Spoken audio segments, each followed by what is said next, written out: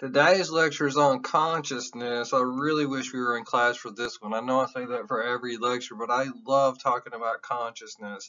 So I'm going to focus on this word conscious. I forgot. I love this picture here too. But when I focus on this word conscious, it makes me think of two things. The first thing it makes me think of is being awake. Are you conscious? Are you awake? Is the patient conscious? But also, are you conscious of something? You weren't aware of that at the time. So I'll keep that in mind as we go through. So this is the roadmap that we're going to go through, these four areas. And I think this first half of consciousness is on these three. And I made a whole lecture just on altered states because it's Tim's favorite. Okay, so awareness. When I talk about awareness, what I'm really talking about, I could talk about awakeness, but I'm just going to focus on that aware connotation of the word consciousness because awake, unawake, we'll get into that later when we talk about sleep and dreams. But being aware of something, one of the things that governs my awareness is my attention. What do I focus my attention on? I talk about this on the very first lecture. So I get to choose what to focus my attention on, and I'm going to come back to that. So selective attention is one thing that governs our consciousness. The second thing is Tim's favorite thing is energy. So energy, if I have more energy, this is why I like getting turned up because I have higher consciousness. With low energy drugs, I feel like I'm not so conscious. I'm kind of sleepy or something. Okay, so that's why I'm into the chakras, and I just think that if you vibrate real low, you're down in here if you take my religion class. But if you start to vibrate high, you're up in here. It's your vibrational frequency, the level of consciousness that you have. When I talk about energy, I want to introduce this little energy model. This y-axis right here is high energy to low energy.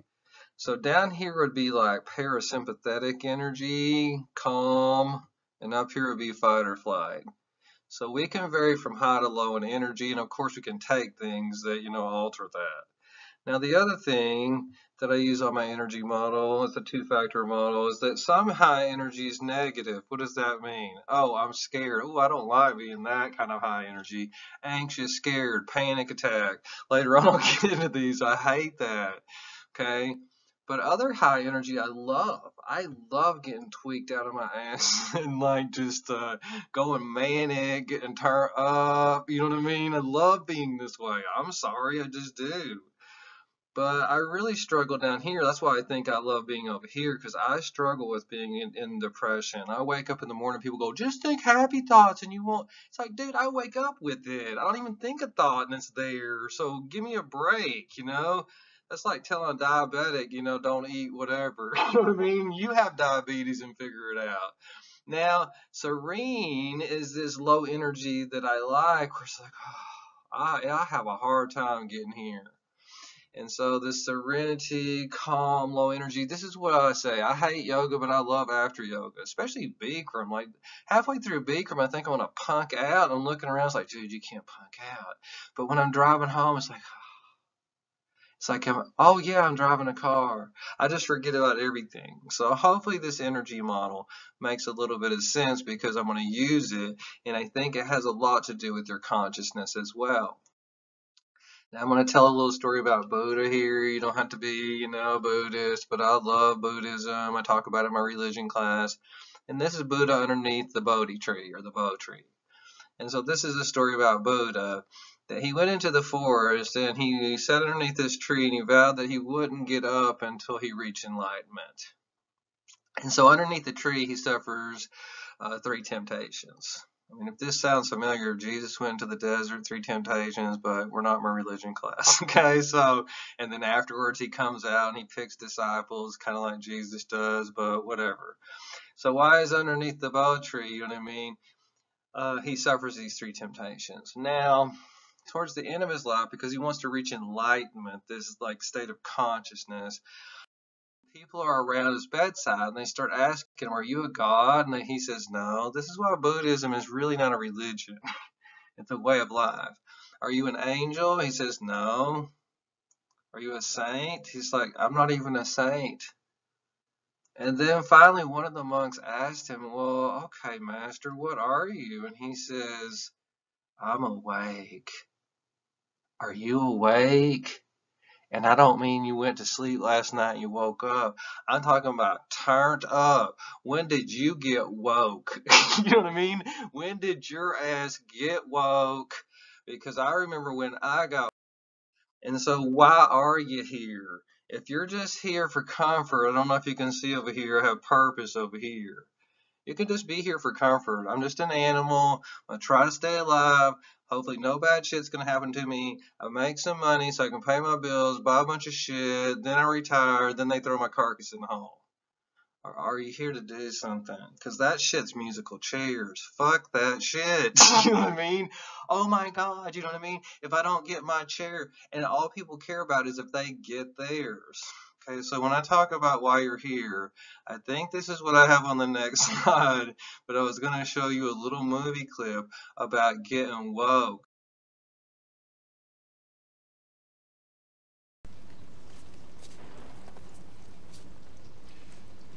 I imagine that right now you're feeling a bit like Alice.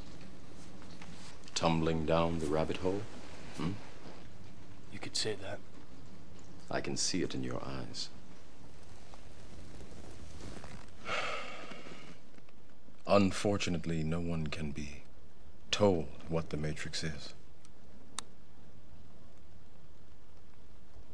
You have to see it for yourself.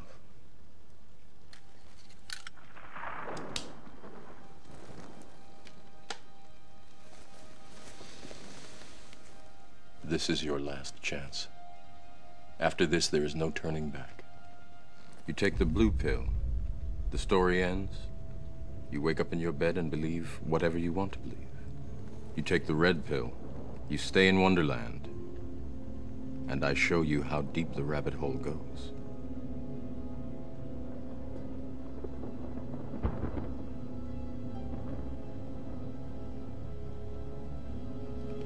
Remember, all I'm offering is the truth, nothing more.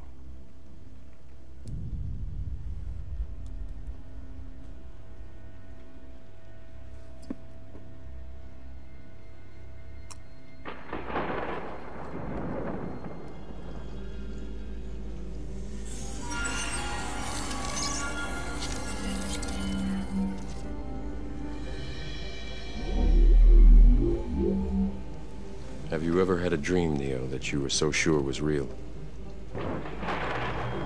What if you were unable to wake from that dream? How would you know the difference between the dream world and the real world? This can't be. Be what? Be real?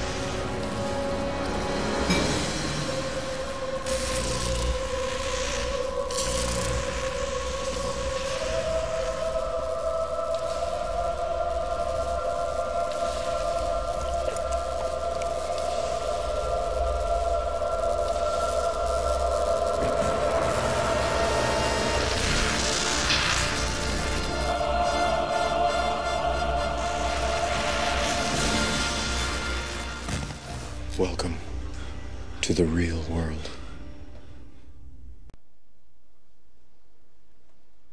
This isn't real. What is real? How do you define real? If you're talking about what you can feel, what you can smell, what you can taste and see, then real is simply electrical signals interpreted by your brain.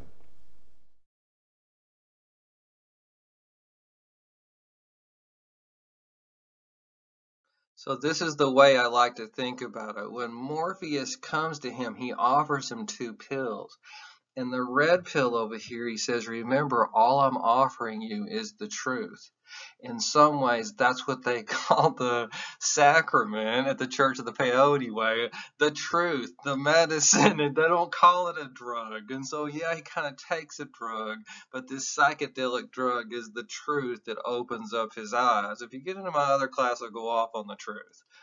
Okay, so Neo has been enveloped in this bubble, kind of like he's in this womb. This is the allegory of the cave, and he thinks he knows what everything is, but he's been like fed an illusion. And when he takes the pill, then he breaks out of the cocoon. I don't know if you remember Cypher, but he says, don't you wish you ever just took the blue pill and just go back into the cocoon? Because at a certain point, a caterpillar probably goes, it's getting scary right about here. You know what I mean? It's like, I don't want to come out of there.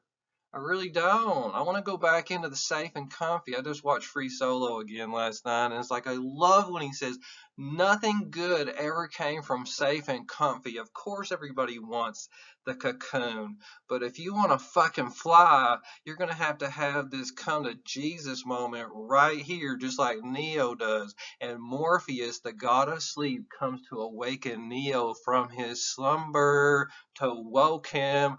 Welcome, Neo. My name's Morpheus. This is why I love it so much. But one of the things that Carl Jung says is right here. There is no coming to consciousness without pain. When you wake up, you also wake up to the holy struggle. Okay, finally, I'm at the definition of consciousness. That was all just the lead in. Let me see if I can find my clicker. This is the definition I have. It has awareness right in the definition. What are we aware of? Internal things. Stimulus is a thing. That's my fancy word for a stimulus. The plural of stimulus is stimuli. So what is an internal thing? Thoughts, feelings, emotions, thinking about stuff. External things, we're also aware of external things like trees and grass and the sky and the things in your apartment or house. The other thing that I'm aware of that just, screws me up is me. I'm not going to get into self-awareness right now, but I could go into self-awareness, but that's not what the lecture's about. Okay, so I'm going to focus on these two, internal things, external things. Like, are you a daydreamer? I get caught up into my internal world so much I don't even know where I'm at sometimes. So I can tune the external world out by being over-focused and being in my head. But sometimes I get into the world, you can't see my little world over here. I'm so into this is why I hike. When I get into hiking, I'm not thinking about other things. It's like, dude, there's an owl, or look at that rattlesnake, or whatever it is. Or this is why I like tripping too, because you're completely focused on the external world. Now, used to, I would sit down by the pond, and sometimes I still do, but, back in the day, people would come by, and it's like, what are you doing, Tim? It's like, I'm just staring at the grass. And they're going, what are you doing? It's like, staring at the grass, because that's me getting out of myself. I'm always up in my head. I'm just trying to stare at shit, you know what I mean? And what I call geek out on it, get external. Now, this also comes from Buddhism. Sorry, I'm Buddhism heavy today, but this Buddhist monk says the normal state of our mind is a choppy ocean. I don't know if you have turbulent mind where it's all over the place. I do. And so the waves represent all these thoughts that we have, you know what I mean? And the goal of meditation is to tame the mind. But see, I have a problem. Every time I try to tame my mind down, the choppy ocean comes back. So this taming the mind down relates to this word called tabula rasa, table erased, blank slate. I erased the slate. This is why I think people do drugs and alcohol, is to try to erase that slate, because you get so nervous and caught up in your head, you got to just calm down a little bit. But also things like meditation, yoga, it's not just physical. This is my problem with it sometimes. They just focus on the physical. It's supposed to be about your mind. Okay. Are you completely present? Because it's hard for me to be completely present. So in the next few slides, I'm just going to show a few things about being present. I think I have two quotes on here. This is the first quote I have from one of my favorite trippers. He is my favorite tripper, Alan Watts. I love him so much. The future is a concept. It doesn't exist. There's no tomorrow. Time is always now. And he says, this is one of the things that we discover when we stop talking to ourselves and stop thinking. Your head is your enemy. It's so weird. This is what sucks, you know what I mean? Just even being a little bit of smart, because it's like I just think all the time. It sucks. Just wish I was stupid, you know what I mean? And I just didn't think ever. But anyway, we'll get into Alan Watts maybe a little bit later on. Maybe you know Eckhart Tolle. He wrote The Power of Now. I'm always joking. It's like I want to say write a book called The Power of Tomorrow because I don't live in the now. But he says most of us are never fully present. Why? Because we believe that the next moment must be more important than this one. It's going to happen tomorrow. It's not going to happen right now. It's going to happen in 10 minutes. When I get richer, bigger, get a boyfriend or a girlfriend, graduate, get my degree, get a job, then I'll be happy. And so we're always chasing. Like Tara Brach says, we're tumbling into the future. We're always on our way somewhere and we forget that we are somewhere. Okay, so if you're depressed, Lao Tzu says, that's because you're living in the past. And if you're anxious, you're in the future. And if you're at peace, you're right here in the present. That's why I think animals are at peace a lot. This comes from one of my friends. It's the boat. If I live in the back of the boat, hopefully you can kind of see the back over here, this part, then I'm always living in the past going, shit, why did I do that? I fucked up, this, that, you know, there. I got all this regrets. I wish I would have. But I can't live my life like that. I'm going to top the boat over. You can't go down the stream looking backwards. You're not going to see what's coming up. But if I try to predict everything and live up here in the front, that might be like a nervous wreck because this is the way Tim lives. Oh my God, there's a rock, there's a rock, there's a rock. You know what I mean? I try to like control every single thing. I don't want to go all Forrest Gump versus Lieutenant Dan, but Forrest sits right here in the middle. He just takes it as it comes and he's at peace. Oh my goodness. I don't know this lesson, but I can teach it. Okay, tabula rasa, back to this blank slate thing. One of the areas that it becomes important in this on here is when we learn to do things.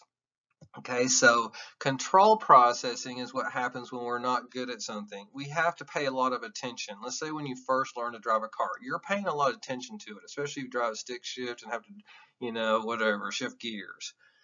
But after you get good at it, you probably get on automatic. You don't really think about driving the car anymore. Especially if you drive to school or drive to work, you probably didn't think about every single thing you did, just like when you first started driving. So now you get tabula rasa down in here because your mind can just go blank because your body just does on automatic. You have these routines. Okay, so one of the areas that I like to talk about this is this whole doing without thinking, and it relates to sports. A lot of times you're better. If you're an athlete, you should know this. If you think too much, you're going to fuck yourself up. Stop thinking. Stop getting into your mind. Your mind is your enemy in this place. Okay. Michael Jordan, I think of him as the greatest of all time. You could argue, you know, all these other people understand, but whatever. It's not like I like Michael Jordan, you know, but one time when he was on his tear of 6 championships in a row, whatever, they were saying one night, Michael is unconscious tonight. And it's like, well, he seems wide awake to me because he's lighting people's ass up. And what they mean is not asleep unconscious, but automatic. Automatic, not controlled. So here's Kobe I have on here the day he scored 81. It's like he was in the zone. He's not thinking about anything. He's not thinking about what he's going to do after the game or before the game. He's in the moment and he's in the zone, 100% present. Okay. This is my friend Alan Watts again, and he says, Zen does not confuse spirituality with thinking about God while you're peeling potatoes. Zen spirituality is just to peel the potatoes. I forgot to put this on here because I'm a sicko, but I usually talk about this and ask people this in class. Do you like washing dishes? I love washing dishes.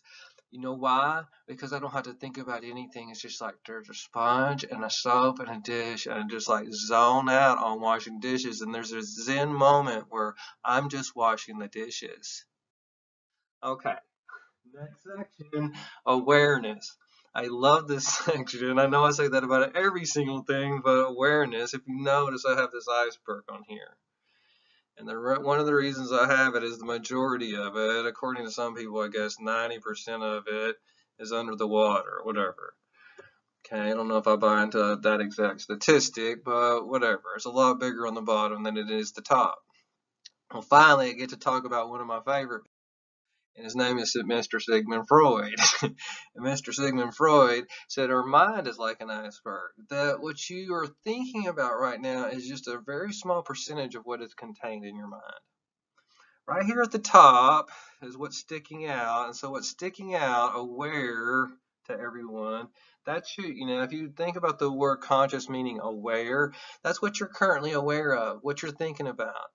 Like stream of consciousness, that stream of waves that goes through my crazy head. I should focus on me. Preconscious is easily retrieved information. It's not right in your head right now, but it's just right below the surface. Like if I ask you, what's your mama's name? Where'd you go to high school? What year were you born? Those things might not have been in your mind at this moment, but they popped up there. If I say, what's 2 plus 2? 4 is going to pop in your head. Okay, so that information is easily retrieved, but we're still only this far down. Let me get some of this erased off of here. This is why I love Freud, because he talks about the unconscious, that the majority of our mind contains information that we'll probably never get to. And it's this information that he says is in control of our life because it's the biggest piece of our mind. But we have the illusion that we're in control up here. Now, this might seem trippy, but you know who Tim is. This is why I love him. Okay, and so down here is where we bury secrets and primitive drives and our fears, and we just lock them away. We don't ever want those things to see the light of day. And so, I don't know. I'll get into this later when I talk about Freud, but one of my favorite quotes about dysfunctional families is this: denial is the glue that holds a dysfunctional family together. Okay, it didn't happen. We just all buried in our icebergs. Okay, so I think of secrets kind of like a beach ball. Okay, and so you want to bury that secret, and you say, it has no control over me once I bury it. Well, if you've ever tried to push a beach ball under the water and keep it underneath there, yeah, it's under the water, but there's a lot of psychic energy going on in trying to keep that buried. And so if you're following my drift, this is why I believe in Freud, because people that bury a lot of secrets, their secrets become in control of them, not the other way around. Speaking of which, this is one of my all-time favorite movies. I love Shutter Island. I watch it all the time. Okay, and so Leonardo DiCaprio, Teddy in this movie, he has a secret, but see, he thinks he's in control, the tip of the iceberg. He's not in fucking control. The whole movie's a charade that's made for him. And so he is not in control, but he runs around the island like he's in control. But there's something that Teddy can't deal with. It has to do with his wife and the kids and the lake. What happened there? What happened at the lake house, Teddy?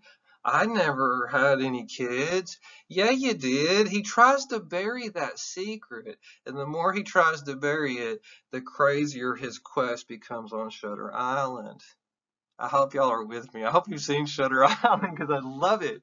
Because this is where Freud becomes a master. It's his secret about his wife and what she did to the kids that is really in control of his behavior, and he cannot see it. Okay, and so this is what I love, this quote from Friedrich Nietzsche. I can't read too much Nietzsche or I want to go commit suicide. Sometimes people don't want to hear the truth because they don't want their illusions destroyed. He doesn't want to hear the truth that his wife did this thing to his kids. He just makes up this whole other alternative reality to where he doesn't have to deal with that, and he buries it. But just like that beach ball, it's really in control of all of its behavior. Do you control your mind or does your mind control you? This is really a question for Tim because sometimes that secret is in control of me. Even in my last relationship, I was like, I'm in control. I know what I'm doing. It's like, no, you don't. You're looking the other way while this person is going crazy. And it's like, you're not looking at the secret, Tim, because you're scared. And so you're running around Shutter Island acting like you're free and you're really a prisoner or a patient on the island. Okay, I just had two more quotes about Shutter Island, but I love this one because when the doctor, Max von Sydow, I can't remember his name, but he says, do you know that trauma comes from wound? Well, that kind of makes sense. But then he goes on, he says, in German, the word for dream is Traum, ein Traum. And so you had a wound. That's weird. But the thing that scares me the most is wounds create monster, and you are wounded, Marshall. Ooh, I don't want to look at that one too much. I want to bury that beach ball. Okay, so the last thing he says in the movie is, which would be worse, to live as a monster right here or to die as a good man? Okay, next section, sleep. I'm going to talk about sleep is relative. One of the things I start off with is the EEG, electroencephalogram. You don't have to remember that for the test, but it's this electric net they put on your head, and they can measure your waves, your brain waves. Now, brain waves have two attributes, amplitude, how tall, and frequency or wavelength, how short or close together they are. And so you can see this one is faster than this one right here. And it just makes sense. The faster your brain waves are moving, the more alert you are. And this is, okay, so awake is up here. You don't have to remember this, but it actually goes beta, alpha, theta, delta. I don't know why they didn't make alpha number one, but beta is the closest together. And delta down here you can see is really far apart compared to the other ones. Now, another thing you might start to notice is this. That REM sleep looks exactly like awake sleep. Just about. Why? Because this is where you dream right down here. And when you dream, you're conscious even though you're still unconscious. Now, that's the trippiness right there. Every night I'm going to go get unconscious, go to sleep, but then within my unconsciousness, I'm going to be conscious even though I'm still unconscious. Okay, so sleep problems. These are very easy for the test. Insomnia. I can't sleep. Okay, next one. Narcolepsy. I randomly fall asleep when I'm doing normal activities. I hope I have this on here. It's Rusty. Yes, here he is. This dachshund, Rusty, suffers from narcolepsy, a condition that causes him to suddenly fall asleep when he's trying to do other things. Wish the resolution was better on about the cause of narcolepsy, It's so except good. that it can be inherited. Okay, so that's narcolepsy. You just randomly fall asleep. The third one is sleep apnea. I don't know if my little graphic is going to come up over here. Yeah, it does come up. This is where your trachea becomes blocked in this case over here when you lay down based on your body anatomy. So you randomly stop breathing on this one. And then the last two. Somniloquy is what I do, which is sleep talking. Talk during your sleep like soliloquy.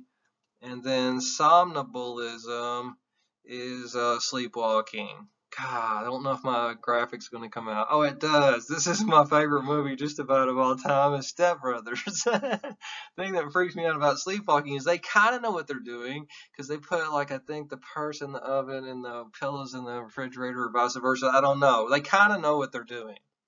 Okay, so can't sleep, randomly fall asleep, stop breathing while sleeping, sleep talking, sleepwalking. Okay, circadian rhythms are very easy as well. Circadian is like daily rhythms.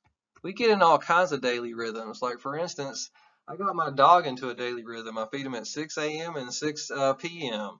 So he doesn't have to have a stopwatch. 5:58, he knows it's time. His body clock is going off. And you might be like that around lunchtime too. Now, our sleep-wake pattern is another body clock. So I'm talking about a food clock. Here we're talking about a sleep clock. And so we kind of get used to this. And most of us have, I don't have to set an alarm because I always get up at the same time. My body already knows, Tim, if I get up at 5:30 every day, at 5:28, I'm already up. I could set the alarm, which I do just in case, but I don't necessarily need to. Now, this might seem commonsensical. Okay, go to sleep when it's dark, I'll wake up when it's light, unless you work great. But it goes a little further than that. If you think about light, it comes through your eyeball, and then it goes through this little area right by, if you remember, you don't have to remember this piece for the test, the suprachiasmatic nucleus, which is a part of this guy, the hypothalamus. Remember hypothalamus and pituitary? So that means this thing that runs right by here, the suprachiasmatic nucleus, is light-dark sensitive. So I have a thermostat that's light-dark sensitive right in my brain. And when it gets darker, it just so happens that it talks to the pituitary, and then this guy sends a signal over here to the pineal gland, and the pineal gland produces melatonin. I don't think you can see that word, but it produces melatonin, and melatonin makes me drowsy. So to me, that's fascinating. The other thing that's fascinating about this slide, if we were in class, I would go into it in more detail. I don't know if y'all know what they call the pineal gland. It's called the seat of the soul. That's where they thought your spirit or soul used to live. And everybody's like, oh, that's stupid, this, that, and the other. And it's like, yeah, but you're awake or not awake. And you know the other thing the pineal gland produces? DMT. And so it does seem like there's some kind of validity, that there's some kind of soulness to the pineal gland. Okay, enough about that. Okay, theories of sleep. These are so easy. Number one, restorative theory. I can't even really ask you this on the test. It's just like when you go to sleep, you can't be awake all the time. You can't run your car all the time. You can't run an engine all the time. You need to go to sleep so that your body can, produce and replenish itself, for the nutrients that the cell need for, functioning and all this other stuff that I don't know about in cell biology. But you have to let your body rest. It has to have downtime. Now, next theory. The one I focus on is evolutionary theory. Why? Because I love evolutionary theory. I teach about it in all my other classes.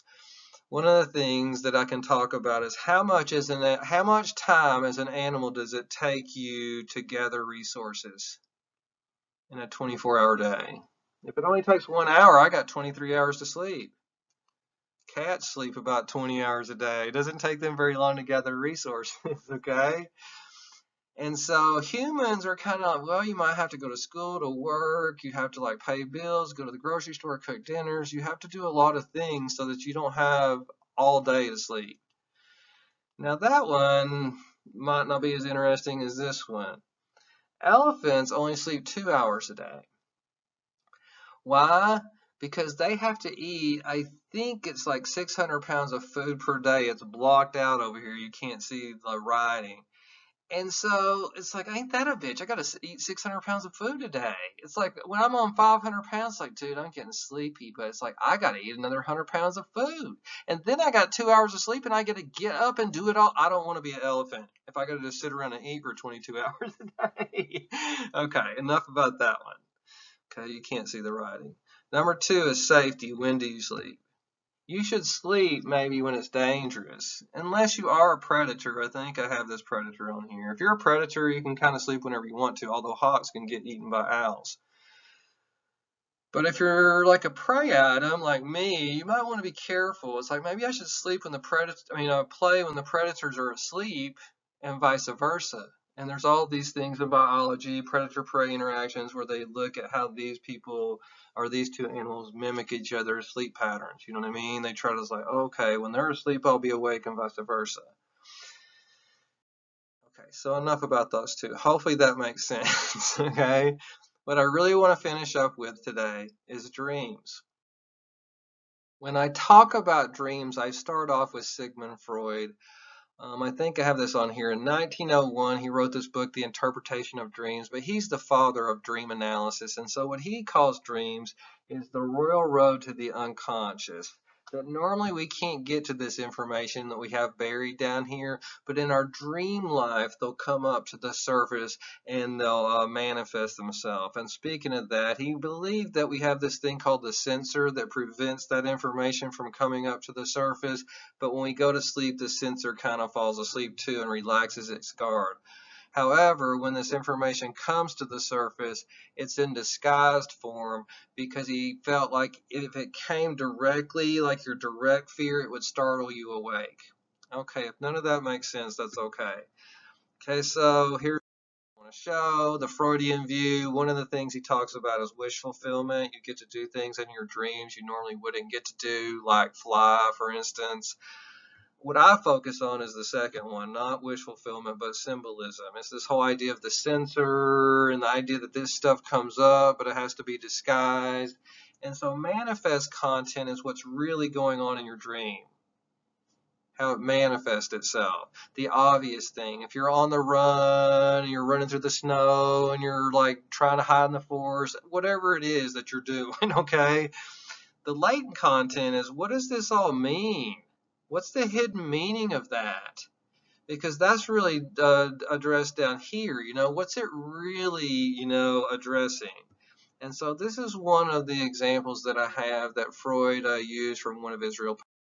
He had a little boy that was scared of, or kept having a dream of a horse, and he was afraid of the horse in his dream because every time he would try to feed the horse an apple, the horse would bite him, and then he would wake up. Okay, that's the end of the dream. That's the manifest content, what literally happened. But nobody wants to know about, oh, okay, the horse bit the apple. Okay, that's the end of the story. Everybody's like, his dad brings him to the thing, to Freud, and says, what's going on? He won't stop having this dream. And here's what Freud says. That the horse is disguised for you, the dad. And the boy trying to feed the horse an apple is trying to get, the attention or approval of the dad, and every time he goes to try to do that, he gets bit. And so that's the rejection he keeps experiencing in his real life that he can't come to terms with. Now, I don't know if you buy into that, you know what I mean? It's a pretty good story, though, and so this is the way that Freud tried to, tease apart the dreams of people and say, this is the hidden dynamics that are going on that you can't deal with. Shutter Island. Okay, enough about. The cognitive view is much more straightforward, that dreams give us additional time to process information, and it says solve problems. There's all kinds of people that have been working on problems, great inventors. They couldn't figure it out. They went to sleep one night, and it came to them in a dream. Okay, so if I can move on to the next slide, I hope I'm not too fast. You can always rewind, but Paul McCartney from the Beatles, hopefully you know the Beatles, he went to sleep one night and he had a dream. And in the dream he kept hearing this beautiful song, and he got up and he wrote down the notes to the song, the melody part of it, and that song is Yesterday. It's pretty neat, that he didn't sit down and compose the song. The song came to him in a dream. It was his mind composing away, I guess. This is August Kekule. He was looking for the structure of benzene. Not that I know a lot about chemistry. I barely got through it, but whatever. One night he went to sleep because he couldn't figure out, the chemical, formula for, or the drawing, this diagram for benzene, and he went to sleep and he saw this snake biting his tail in his dream. It's a little bit Freudian too, because it's like, oh yeah, it's a symbol. What's the symbol for? The carbon ring is on the inside and the hydrogens come on the outside like this. And so the snake was this thing that he couldn't figure out, and it finally came to him in a dream. The third example I have, look at Elias Howe. He's such a hippie for back in the day. Okay? Well, he's the guy that invented the sewing machine. But he was having a problem because he was like, well, I mean, it's like a needle and thread. It's like, how am I going to get it to go through the fabric? And so he went to sleep one night and he couldn't figure it out. And in his dream, he saw these people and they were chasing him through the woods with spears. And when one of them fell on the ground, he noticed that the tip of the spear was a hole. He wakes up and he goes, I've been trying to put the hole up here like a traditional needle. I should have put it right here on the tip. And he solved the problem based on his dream. Okay, I love that one. Last one, and then we're done with this lecture for today. Activation synthesis view. I hate this name. It just doesn't make any sense. But this is the thing that they say. This is their theory. That you piece together random things that are firing in your brain while you're asleep.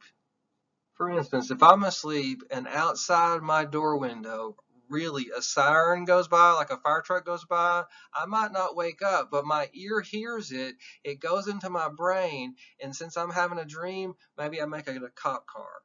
I just piece those things right into my dream. Okay, and so your mind doesn't go blank when you go to sleep. So this idea is that you get these random memories firing and that you make some kind of weird story out of it that doesn't make sense because you're gluing together random things. This one makes the most sense to me. I mean, the Freudian one I like a lot, but a lot of my dreams just don't mean anything. I don't think they have a symbolic meaning. So here's my silly example, and then I'm going to show a little movie and we'll be done. Okay, my silly example is this. I go to sleep all the time at nighttime, and in my dream, oh, I forgot I had the fire truck example on here. It's not that. In my dream, I start looking around for a restroom. And everywhere I go, all the stalls are closed, or they're out of order, or there's somebody in there. It's like I can't find one, and I'll go to another building and another building and another building. Well, what's happening is my body, my bladder, I really do have to go to the bathroom in real life. And so my bladder is sending a signal to my head, but I'm not awake. And so in my dream, that sense of urgency, I just translate into I'm looking for the bathroom until I go, aha, wake up, dum-dum, you need to go to the bathroom, really. And so I don't know if this example makes sense, but that's how we incorporate this random information together while we dream. Speaking of which, I'm going to leave you with a funny little commercial that illustrates the activation synthesis model. Once again, if you have any questions on this lecture, give me a call or an email. Monday. Back to the grind for you and your alarm clock. Reluctant to accept this reality, you keep dreaming about laying down tracks with MC Hammer.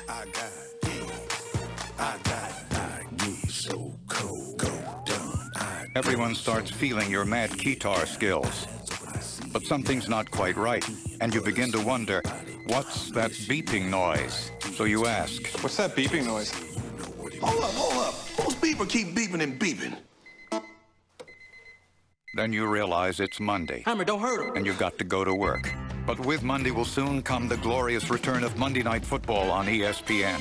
So wake up, dog, because your Monday morning can't touch this.